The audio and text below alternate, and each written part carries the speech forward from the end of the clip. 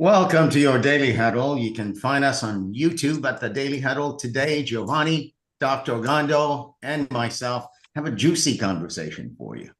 The rise of the power of women in a men's world. And by all accounts, Dr. O, when you look at how politics are going in the United States, and when you look how men are supporting and forwarding the current campaign for president, you might say that women power is rising and males are actually forwarding and empowering it. So Gio and I were looking at that yesterday and we're wondering, wow, how real is that? Or are we just perceiving that there's a rise in the power of women because there's a little pocket where it appears to be so? Good morning, Dr. O. What do you say to that? Good morning, one and all. I am so happy to be in this conversation with you, and I was excited to be invited here. I would say that welcome to the United States for finally catching up to putting women in political places of power. Other countries have been doing it for decades. So no, this is not new. This just happens to be the peak of awareness for the American culture. And it is also an opportunity for us to redefine and update our definitions of feminine aspects of leadership versus masculine aspects of leadership, which aren't feminine aspects of leadership are not the sole domain of women, just like masculine aspects of leadership are not the sole domain of men.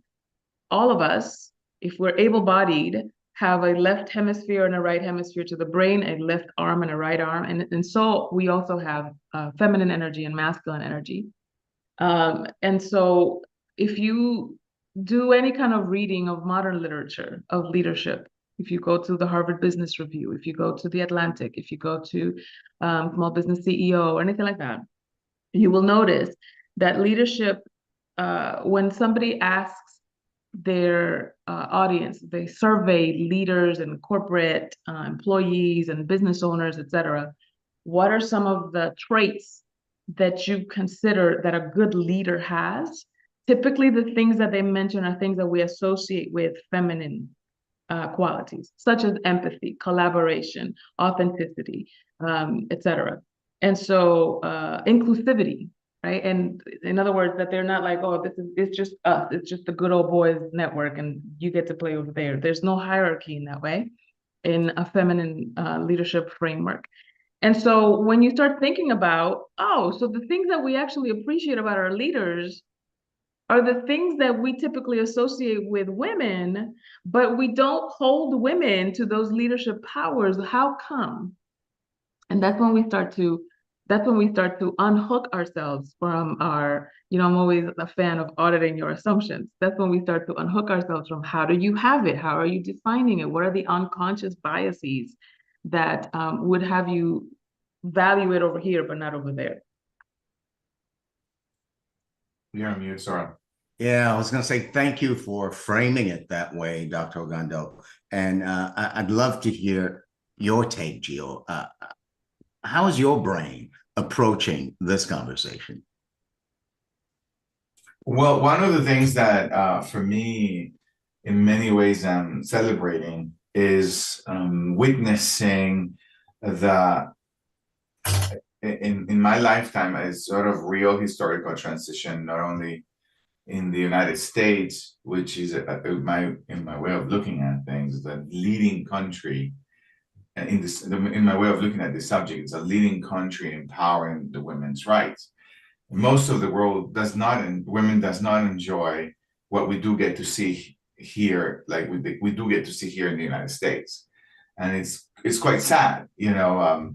I get a chance to travel, and I forget how unfair it is in the rest of the world. And so when I see it, it's like, ugh, we got so much work to do. So, so for me, looking at the rise of the power of women in a context of whether they embrace their masculinity style or a feminine style, I really celebrate it. And here in the United States and everywhere in the world, wherever women are being able to self-express themselves as leaders, as industry leaders, it definitely has had to be done through the empowerment and by the empowerment of millions of men. And I'm part of that club. I also celebrate what we see in many ways where we're able to witness in Venezuela, which is not a leading country in empowering women. And yet Corina Machado is someone who the world is looking at, and perhaps and hopefully with enough support, they can make a transition from a dictatorship to a democratic country again. And it's, one could see it's really her power is engaging and rallying the hope and possibility, and that's something to truly celebrate. And also that's also empowered by millions of men. You know, it's not alone, it's millions of men empowering that. And then in my own world as a consultant and in leadership, I do get to discover for myself a little bit of that of the way I hear the conversation that Dr. Ogando was pointing to. I do get to learn to embrace a different style of leadership, where in my way of looking at things is not so command, discipline, do what I say, but more inclusive, collaborative. And I find it to be a lot more powerful than the guy with the stick. So so that's what I wanted to start with, Sorel, about this conversation. I'm leaning on both sides, right? Dr. O, you mentioned that people all around the world have been doing it, but when you look for real, over 2.7 billion women in the world are still in conditions. Oh, sure, yeah. Aren't like, you know, they're like pointing in the direction of women rising to power. I want to ask you specifically, as a woman who is strong and in command, are you on a movement to actually right that the condition of women will be such that there is a rise to power that is real across the world? And what would that look like for you? So, yeah, the work that I've been doing for the past 20 years has primarily focused not just on women, not women in general, yes, but specifically women of color, Black and Brown and Indigenous women, because I have noticed that most social movements, whether it's financial or civil rights or even reproductive rights, etc., most social movements of the 21st century have been fueled first by the initial conscious raising protests of Black and Brown women. And if you track the changes that have happened in the last 150, 200 years, particularly in American society, the things that we have moved forward for everybody impacted more deeply Black and Brown women first. And they complained first, and they protested first, and they got shut down first, sacrificed life and limb first. And so it's kind of like the canary in the field, as they say, or the canary in the mine. If that one's singing, if that one is telling you, look out for this, look out for that, etc. Now we know, we have enough data for the past 200 years that if a Black or Brown woman is saying this is wrong and we need to fix it, let's speed up to that. Let's not wait until another child is murdered, until another war has started, until another economic downturn is affecting millions of middle-class Americans. And so what we're seeing now isn't so much that there's a rise as much as there's an acceleration, a speeding up of how aware we are that the things that affect Black and Brown women affect all of us. And so as we look out, just like in the Bible, it says, if you look out for the least of these, you look out for me. In the same way, when we pay attention to the things that affect the ones that are the most oppressed, then eventually that will trickle down to, or trickle up to, the ones that are closer to privilege and power. And I'll say this as a second point. Because we live in a primarily capitalistic society, one of the fastest ways to get power in this society is financially. And so I have said to some of my colleagues and my clients, you would see a lot more green if you saw less black and white. And I don't mean by that to muddle your morals. I just mean that if we got off of the race horse, if we got off of the oppression Olympics, then we could be more proactive in the ways in which we empower economically our communities. And in so doing, we actually get closer to the power that and the change that we wish to see in our communities than if we were just playing the morality game. Like, no, let's play the money game. That's how we put people in power. That's how Kamala has a campaign. They've raised millions of dollars in the last month alone because of the power of community, because of the power of collaboration, because of the power of people getting together and saying, I'm putting my money behind this value, behind this candidate. And so let's just catch up to the game. This game has been playing for a year. So let's just play the game that's here, right? Yeah. As many of you know, I am from Haiti. And it's not a country where women have risen to power. Mm-hmm. And so I relate to my mom a lot. And Gio, when you mentioned earlier that you're part of that clan of men who are empowering women rising to power, I'm wondering about my own role. I see the relationship between my father and mother. You know, mind you, they're 91, so it's a long time past, right? And we have evolved. So I'm wondering about my role, Dr. O, and I'm seeing in many instances, perhaps what I call empowering women might be in the same realm of it's a man's world, where I'm doing a woman a favor of some sort to appear to be good, to appear to be the ones empowering the rise of women, while really still enjoying being a man. Sure.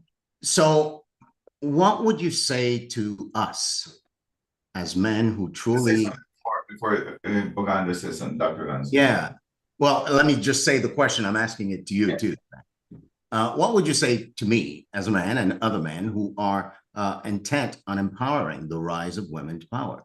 How do we go about being allies, true allies, in this rise to power?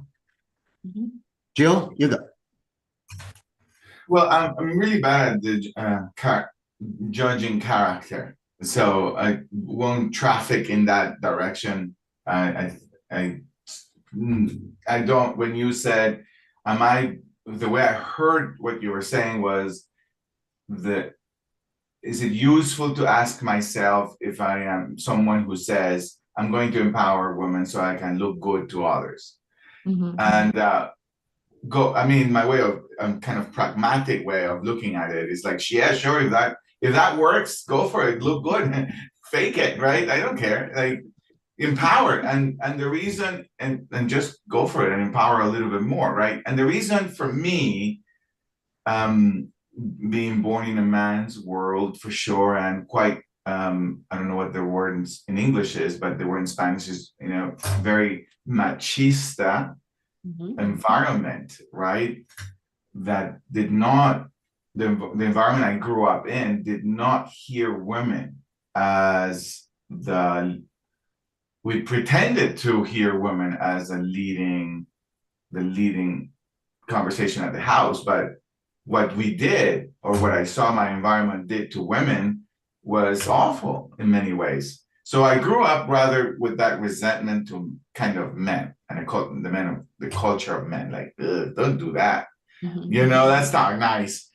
But then when I went to school, and I think this is where school is really useful, and I went to school with a concentration in international affairs, So I was able to study a lot of examples of where economies create groups that empower women. And I don't remember them now, the specific growth in Bangladesh and the specific growth in India and the Scandinavian countries, and that these organizations who are being led by women give rise to the standard of living of all communities, given this, in my way of looking at it, they don't have this inherited model of men, which is the strongest, the fittest, overcome, bring down the competition, but rather a more collaborative. And I even dare to stretch to say that given the biological function of women of giving birth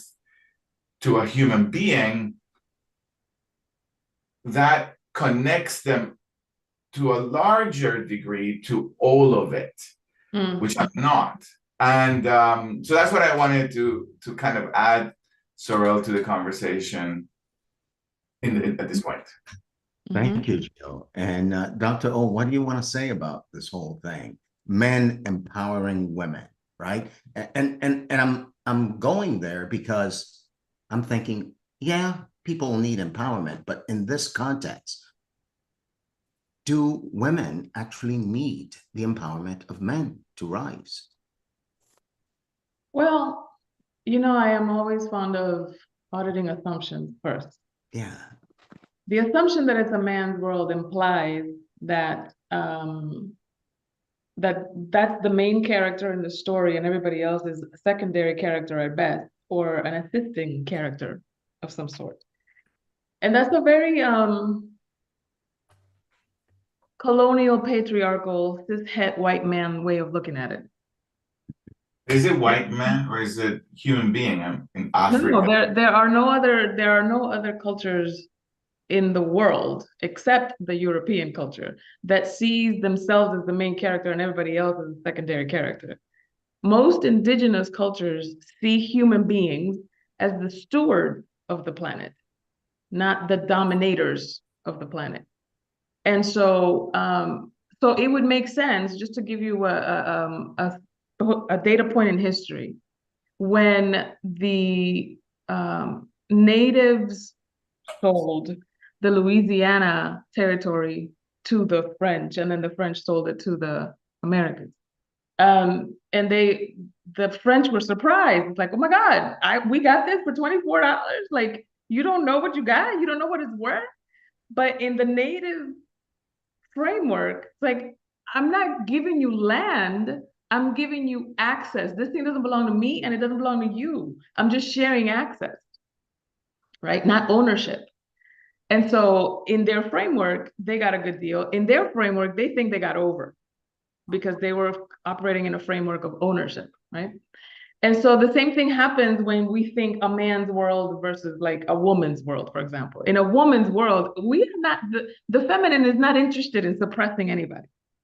The feminine is interested in a win-win. And so when the masculine in this society, in this tradition, thinks of sharing access, it thinks I'm giving up ownership. I'm giving up power instead of sharing it. And so it sounds like a threat to say empower somebody else, because it's a zero-sum game. It's like, if I'm up, then you must be down. But in the feminine framework, it's like, no, there's room for everybody.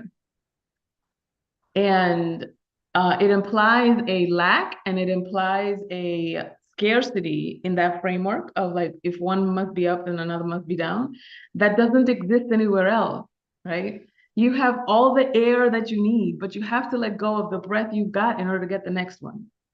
That's not lack, that's not scarcity, that's rhythm, that's dynamism, that's a pattern, right?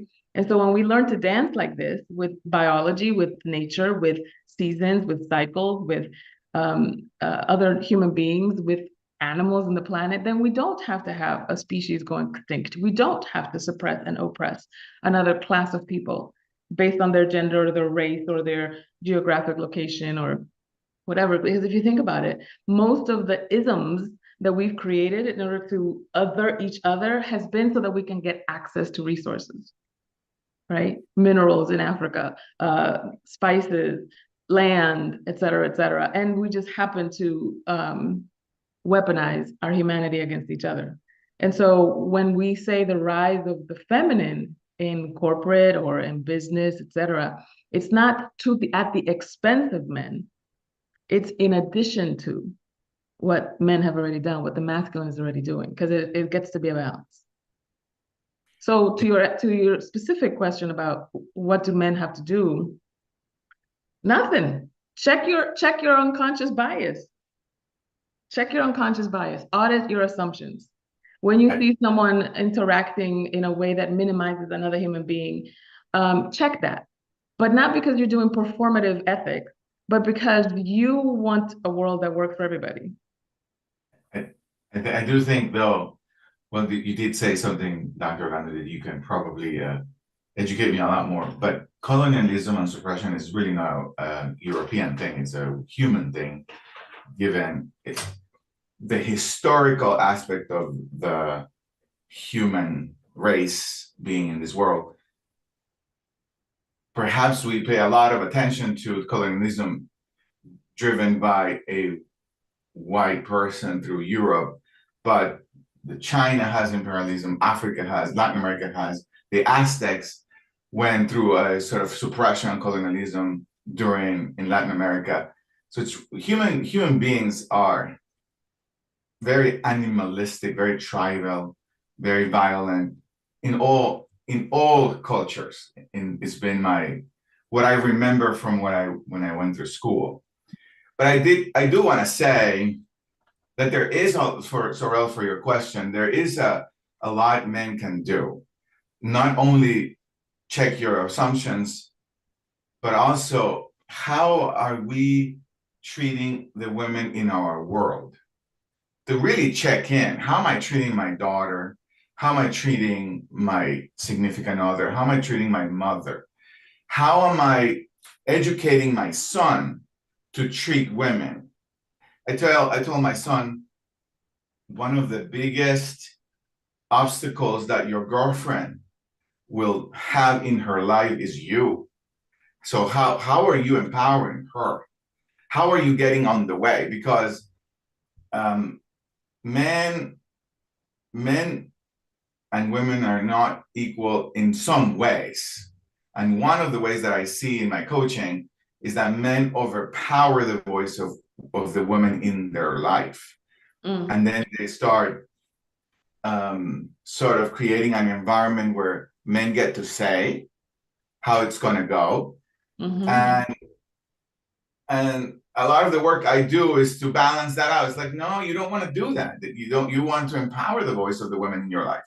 So I think that one of the things that I do a lot in my line of work is to have men discover for themselves that it is their role to empower the women in their life.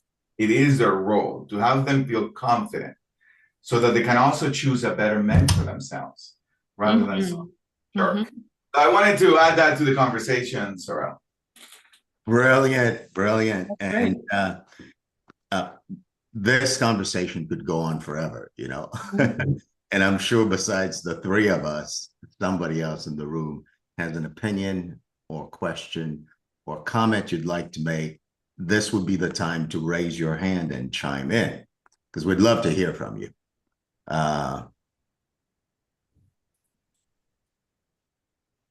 And in the meantime, one of the things I'm taking away is that, Timothy's here.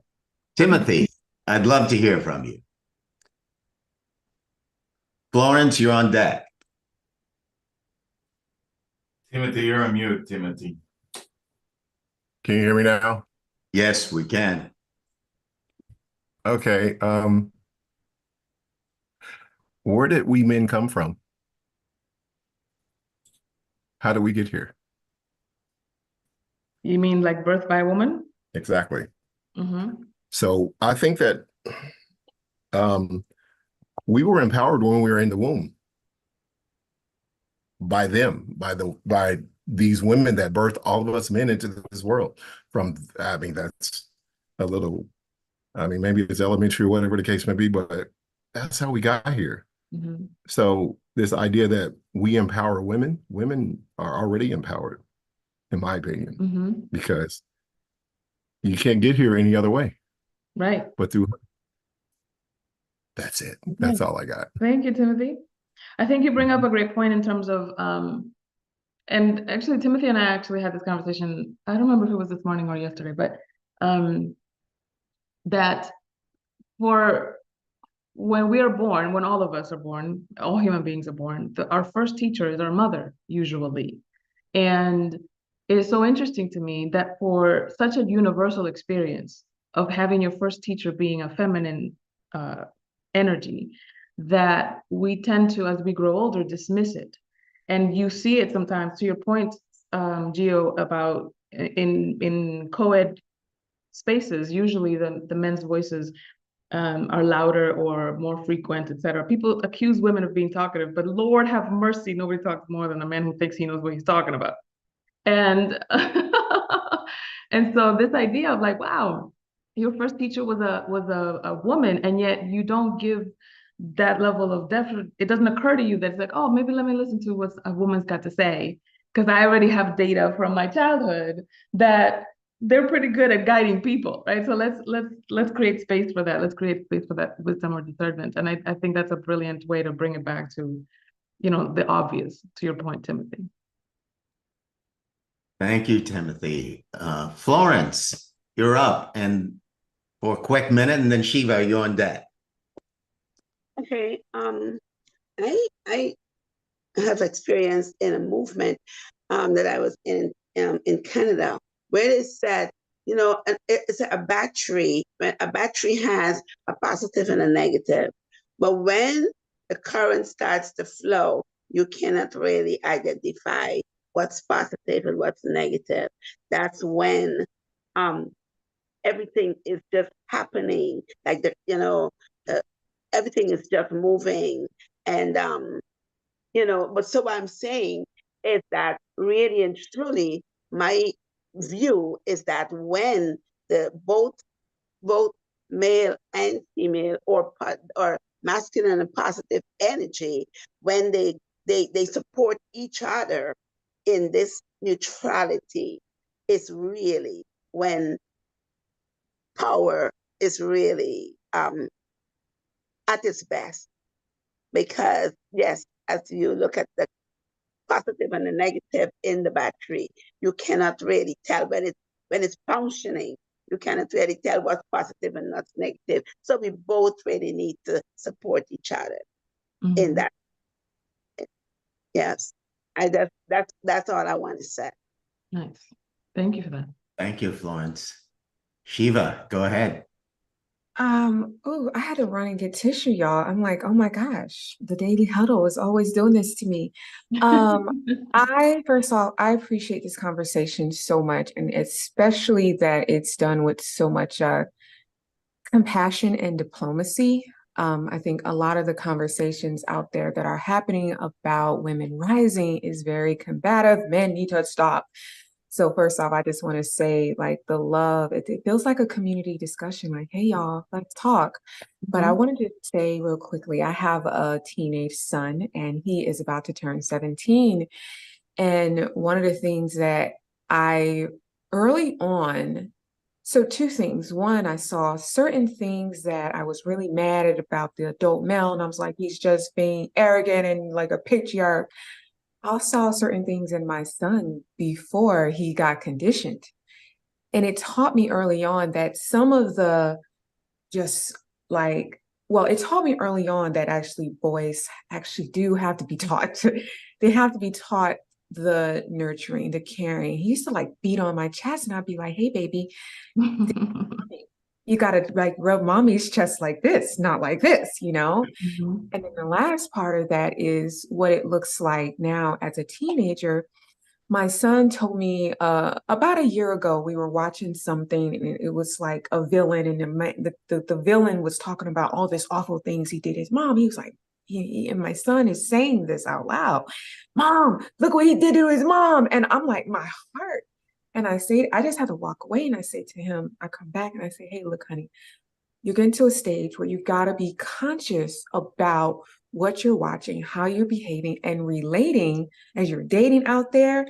And this kid turns to me, he's like, Mom, what are you talking about? I would never say this to a woman that I know. I know better. And I'm like, well, coming to my changer's young son. And I'm like, look, I'm a woman first. And if you feel like you think something is ridiculous enough to say to any woman or girl you like, you need to look at your mama and think it's ridiculous. Mm-hmm. And I think, and I love him, right? So I can have that conversation. And I say, and I love you. And like, this is not okay. So I say that to say is I feel like it takes, like, it's an ongoing conversation. And I feel like, and when we can do so with love, and until I had a son, I didn't have the level of compassion and willingness, but it had just showed me that some of it is conditioning. And then some of it is men just being men with all the testosterone that they have. So I just appreciate this conversation and discussion so much, because like, it's a thing and it ain't going away. Right.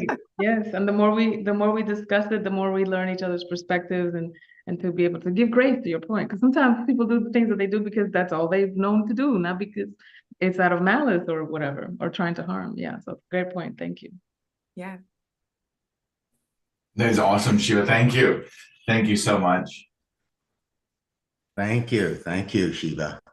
And well, this is the Daily Huddle. It's 30 minutes long, and we always go over, so get with it. And Gio and Dr. O, I'd like for the three of us to take a quick 30-second round, like 30 seconds. Your last words for today on this matter. Gio, you go first, darling. Gio, you go first. Okay. So in the context, in the lens in which I see this conversation, I want to say that that I am committed to empower men, to empower women, and the women in their lives. And I think that there is a beautiful dance between that masculinity and that femininity that happens at home. And I hope that that more men take the opportunity to see that as an opportunity to self-express the man that they are, rather than they're losing the battle, because perhaps there's no battle. Yeah. That's what I want to say. Thank you, Gio. Thank you. Dr. O? I want to say, let us create a world that works for everyone. The call to include women in leadership or in power or in economic freedom, etc., is not a call to exclude someone else, but to include everyone. And so when we create win-wins everywhere in our lives, that everybody gets to win, not only do you share power with another, but your power also extends, because only that which is given can be amplified. Thank you. And what I'm discovering that I want to lead with is that maybe to empower women is to surrender to the power that's already there. And when I say I want to empower women, perhaps I'm denying the power that's already there. So Gio and Dr. O, thank you for this conversation. I'm really leaving with that my access to empowering the world is surrendering to the leadership that's already there. And it is a woman. Did we get you to audit your assumptions and change them? Thank you. And in true fashion, you know, it is a woman named Patty Dabrowski and another woman named Dr. Monica Ogando, who contributed to the Daily Huddle, the 8 tenets that we repeat at the end of every show. So women do teach us and women do lead us. and we've surrendered to love. And we're proud of the men, the millions of men who empower those women who do teachers and do Jesus, man. Thank you, Gio. I am proud of you, Gio. Remind me, the millions who are voting, the millions who are empowering. Who cares? Yes, it takes something to empower leadership, and Yeah. it looks the way it looks, right? And so don't leave this conversation without this clear message that our job is to empower each other. It goes both ways, you know, the way Shiva empowers her son, Mhm. and the way I empower my spouse as the CEO of our company. So either way, for myself, Gio, I think I can learn a lot about loving from women. So go love. And if you find yourself stumbling a little bit, check out your companion. Laugh out loud. Eat mostly plant-based. And by the way, if it's not plants that your mother's cooking, eat it anyway.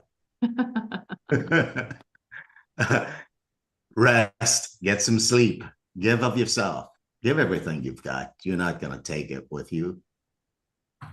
Move your body. As Dr. Monica loves to say, shake your tail feathers. Twerking is the Twerking is a spiritual practice. And last but not least, in honor of Dr. Ogando, who gifted us with this last tenet, please check your assumptions. The moment you don't, you might make something out of yourself. Check your assumption. Mhm. This is our show for today. Gio, thank you for the conversation. Thank you to all who participated. Dr. Ogando, thank you for waking up and being an early riser today just for us. That's right. Only for you. Until Monday. Okay. Peace, all. Peace. Peace and blessings.